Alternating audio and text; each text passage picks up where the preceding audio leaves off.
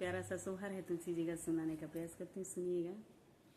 कनमा से तुलसी जा नाम लेली, कमनामा से हरिहर हो रामा, कनमा से भैली से आना गोविंद मन भावेली हो।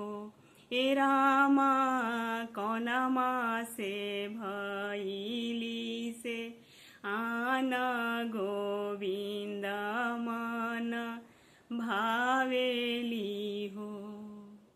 सावन मासे तुलसी जा नाम लेली, भादो मासे हरिहर हो रामा, कार्तिक मासे भैली से आना गोविंद मन भावेली हो।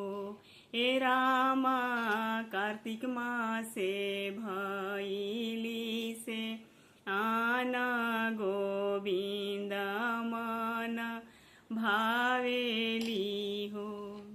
कार्तिक दीनवाए कादसी तुलसी के ब्याह होला हो रामा, विप्र पूछेले बात कैसे के तुलसी जनमेलु हो। ए रामा विप्र पूछेले बात कैसे के तुलसी जनमेलु हो।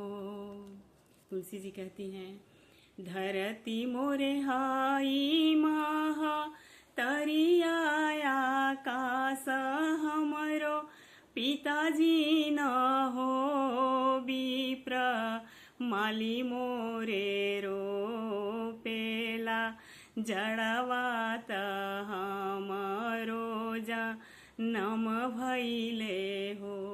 ए विप्र माली मोरे रो पेला जड़वात हमरो जा नम भैले गोविंद मन भावेनी, हरिया मन भावेनी हो। अच्छा लगे तो मेरे चैनल को शेयर और सब्सक्राइब जरूर कीजिएगा।